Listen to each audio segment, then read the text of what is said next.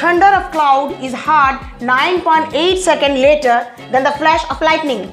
If the speed of sound in air is 330 meters per second, what will be the height of the cloud? Here we have to find the distance or height of the cloud. The time when the thunder was heard is 9.8 seconds later than the flash of lightning, and speed or velocity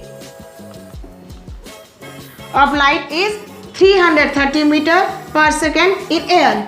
Now we have to find the distance or height. We know the speed is equal to distance by time, or velocity is equal to height by time. So to find the height, we will multiply velocity into time. That is 330 into 9.8 is equal to 3234 meters. Thus the height of the cloud is 3234 meters from the ground.